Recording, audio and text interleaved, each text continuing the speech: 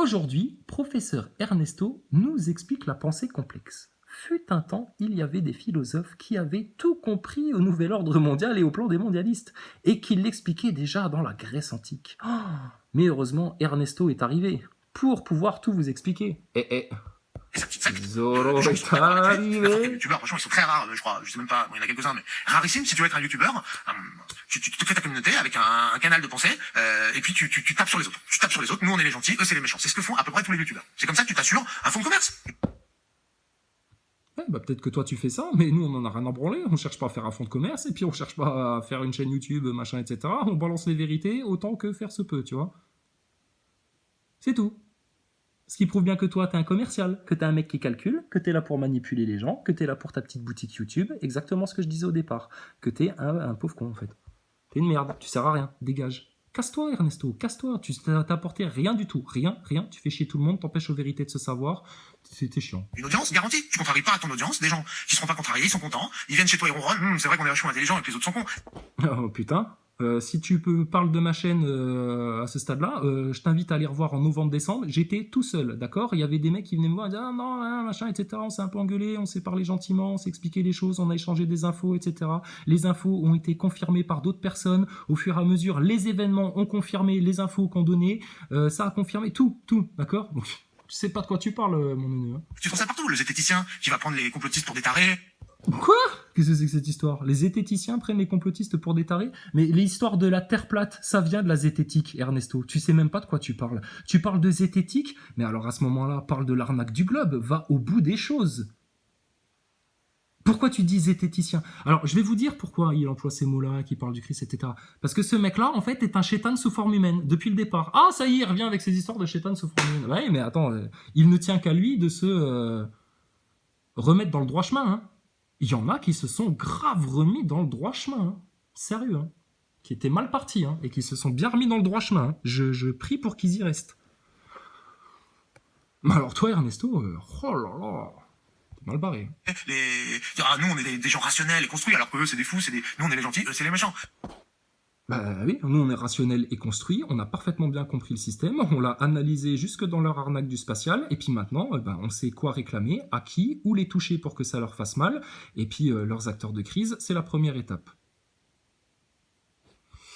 C'est comme ça. Si jamais, toi, l'être rationnel, le zététicien n'ira jamais dire, toi, l'être rationnel, t'es une merde. Non, bah non, parce qu'il Je parle de zététicien. perd son audience, ok? Le mec qui te fait des vidéos. Le zététicien, il perd son audience, mais les zététiciens, putain, c'est les mecs qui remettent tout en question, justement. Tout. Jusqu'à ce qu'ils aient la certitude, les faits prouvés, le truc sûr. Vidéo de conseils de séduction, on va pas te dire, allez critiquer. Quand vous serez dans le chaos, hein, que vous serez en mode Mad Max, parce que vous aurez suivi Maximou, la menace, là, Maxime Nicole, Drouet, que Drouet sera président, que Rodriguez sera Premier ministre ou ministre de l'Intérieur, que Boulot sera ministre de l'Économie, hein, et puis que toute la mafia, encore pire que ce que vous avez aujourd'hui, sera installée, etc., et puis que vous chercherez de la nourriture jusqu'à vous demander si vous n'allez pas bouffer un autre être humain tellement vous avez faim, dites-vous que dans une petite forêt de... Je sais pas, t'es dans quel coin de France, toi? Tu dois pas être très loin de Paris, en fait, toi. Que dans une petite forêt de France se trouve Ernesto, regardez. Il est juste bien. Allez le manger un peu. L'audience qui regarde les conseils en séduction, lui disant, t'es aussi un peu un obsédé sexuel, faut peut-être que t'arrêtes de penser au cul des meufs et que tu commences à travailler en toi-même, à évoluer. Bah écoute, j'ai envie de te dire un peu la même chose, Ernesto, parce que là, t'as la bonne quarantaine, là, je pense, hein, ou en tout cas, t'es pas loin, ou alors tu fais plus vieux que ton âge, mais t'es un petit peu comme un adolescent qui vient de découvrir les hormones, là. T'as un peu les hormones, là, qui y poussent ou quoi, toi? Qu'est-ce qui t'arrive, les hormones? Monte ton pubis, Michel. Monte ton pubis. Quoi? Monte ton pubis, Michel. Oh là là. Ce genre de choses. Je sais pas, faut grandir un petit peu, mon gars. Hein, donc, ce qui veut bien dire que ce mec-là, en fait, on se demande ce qu'il fait quand il fait pas des vidéos. Mais il se branle, oui, c'est ce qu'il fait. C'est ce qu'il fait. Bah écoute, il rencontre pas des meufs tous les jours dans sa forêt, hein, faut bien qu'il se soulage un peu, le pauvre. Ah non, parce que sinon tu vas perdre ton audience. Ok? Donc, moi je fais le contraire. Moi je chie. Donc, il n'y a pas de conclusion. Mais lui, il fait le contraire de ce qui est... je sais plus où on en est là maintenant. À force d'inverser les inversions des gentils qui sont les méchants, mais les méchants qui sont les gentils, pour clarifier les choses, parce que toi, tu expliques tout mieux que tout le monde, et que du coup, on sort de la pensée complexe pour rentrer dans une pensée plus simple, parce qu'on est trop con pour lire des livres où il y a trop de mots, ou regarder des vidéos qui durent trop longtemps. Conclusion. Donc, en toi-même, à évoluer, ce genre de choses. Mais non, parce que sinon, tu vas perdre ton audience. Ok? Donc, Regarde, moi j'ai pas perdu mon audience et on a évolué ensemble, tous ensemble là. Et puis il y a plein de gens qui nous ont rejoints et puis des gens qui ont fait leur sauce de leur côté mais qui ont bien compris les choses, qui se sont, tu vois, attaqués plus à une racine qu'à une autre. Parce que, mais parfait, parfait, parfait. Ça c'est la vraie collectivité, ça. moi, je fais le contraire. Moi, je chie sur tout le monde. Ok? Bah ok, bah, donc on va tous te chier sur la gueule Ernesto, parce qu'on t'emmerde, parce que t'es rien du tout, parce que t'as rien apporté au mouvement, parce que ta pensée, elle est... Oh là là. Regarde, tu vois le regard que tu fais là? Voilà. Ça c'est le regard d'un grand philosophe, ça. BHL, il a le même, au petit matin. Voilà. C'est comme ça. Tout le monde y passe. Justement, je défonce. Tu défonces les poutres. Ouais, c'est ça, ouais. Vas-y. Vas-y. Garde, tu défonces rien du tout, même pas des brindilles, rien du tout. Tu défonces que dalle, Ernesto. La poutre qui est devant l'œil des gens. Je défonce des poutres. Ah, il défonce les poutres qui sont devant l'œil des gens. Bah pourquoi t'as jamais parlé de franc-maçonnerie? Pourquoi tu dénonces pas les acteurs de crise, hein? Parce que ça, c'est des sacrées poutres, putain, bien pourries. Hein. Et puis, pourquoi tu défonces pas les arnaques du spatial, hein? Et pourquoi tu défonces pas la dette? Et puis, pourquoi tu luttes autant contre ceux, justement, qui défoncent le système actuellement en France?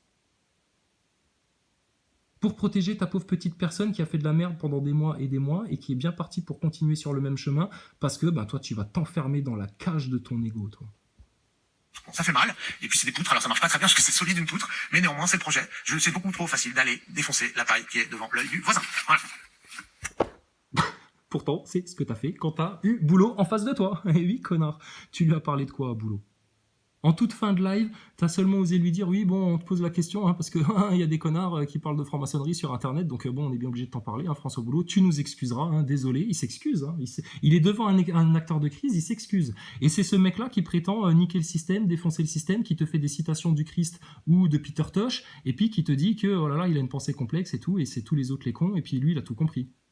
Sauf qu'il a rien compris, et puis que ceux qui ont encore moins compris les choses, c'est tous ceux qui sont abonnés à sa chaîne, qui suivent ce que ce Lascar raconte à la télé, et puis voilà, c'est tout. Donc vous sortez de la télé, les gens, vous avez éteint vos télés, etc. Mais vous en avez rallumé une autre, hein, en regardant Ernesto, Mika, toute la branlette YouTube. Là. Ah ouais, la branlette YouTube. Ah bah la preuve, 8 mois après, ils en sont toujours pas à comprendre les acteurs de crise et à les dénoncer. Ils ont toujours rien suivi, rien compris, rien enregistré, rien capté. Et ils tournent en rond, et ils tournent en rond, et ils tournent en rond. Mais le pire, c'est qu'il y a des gens qui les suivent, et qui, parce qu'ils savent encore moins quoi faire, quoi analyser, etc., ils tournent en rond avec eux.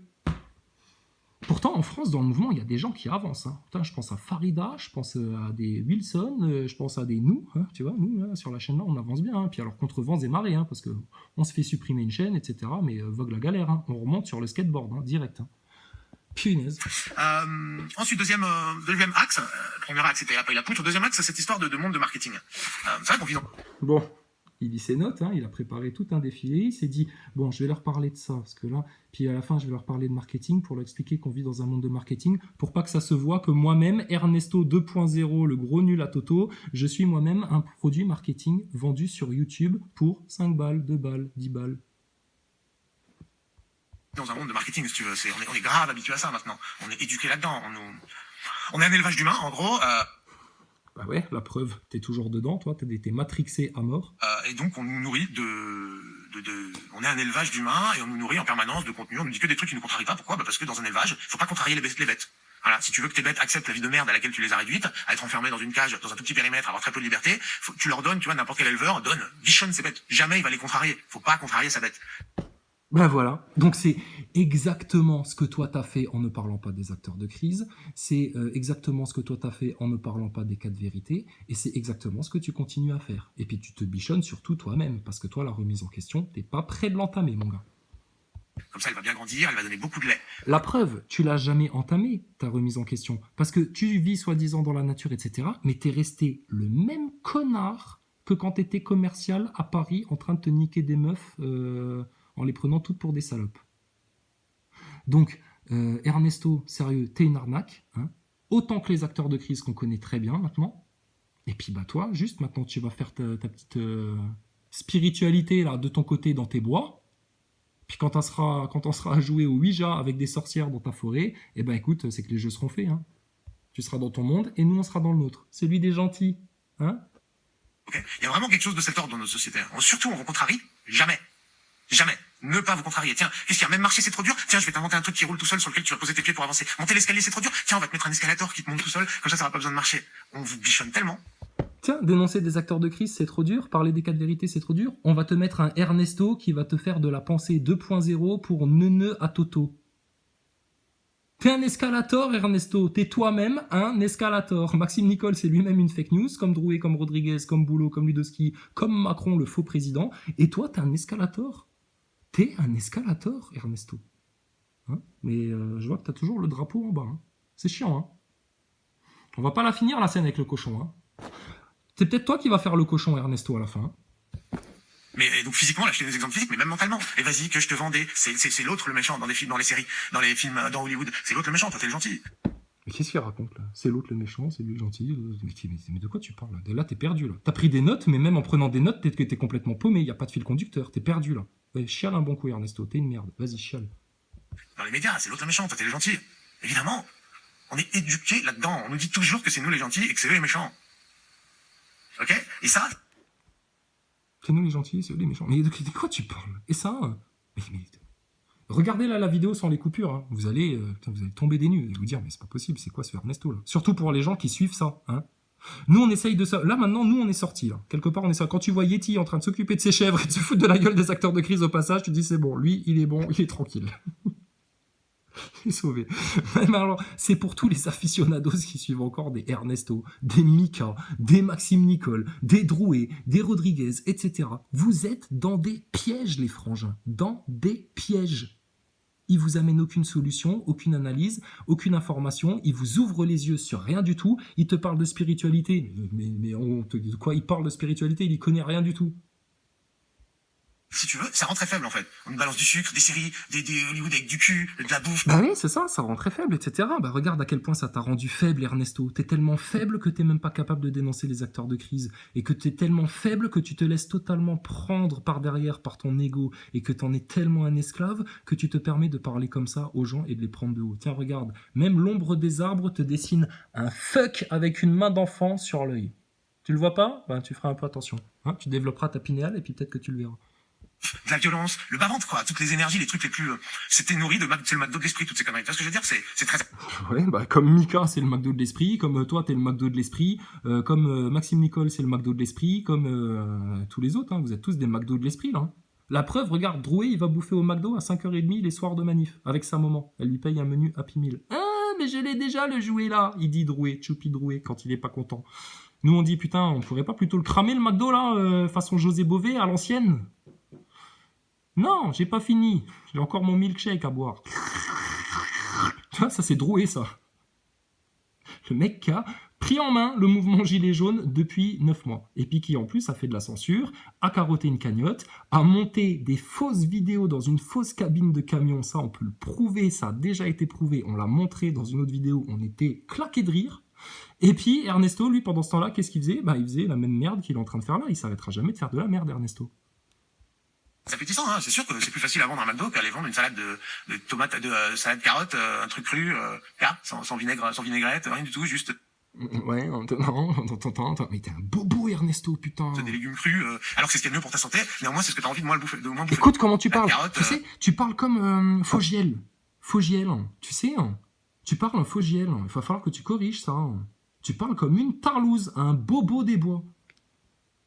Un truc cru, sans vinaigre, sans vinaigrette, rien du tout, juste des légumes crus, alors que c'est ce qu'il y a de mieux pour ta santé. Néanmoins, c'est ce que t'as envie de moins bouffer. Ok? Et donc c'est ça. Culturellement, on est vraiment de plus en plus éduqués. Déjà, c'est de pire en pire. Ouais, alors comment ça se passe ça culturellement? Ouais, comme tu le décris bien à la télévision, hein, le système scolaire, l'influence maçonnique, on peut en parler, l'influence luciférienne, on peut en parler.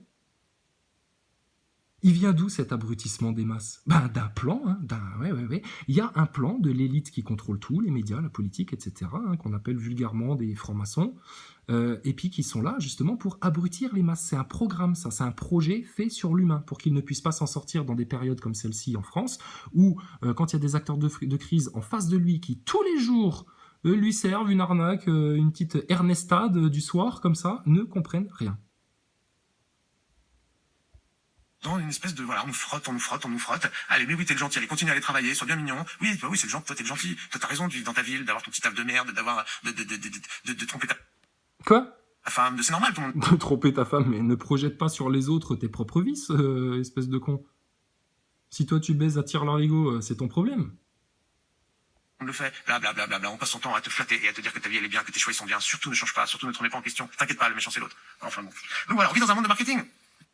Ouais, reviens à tes notes. Donc, on vit dans un monde de marketing. Donc, toi qui es toi-même un produit marketing, tu vas pouvoir nous en parler, tu vas pouvoir nous faire comprendre ça.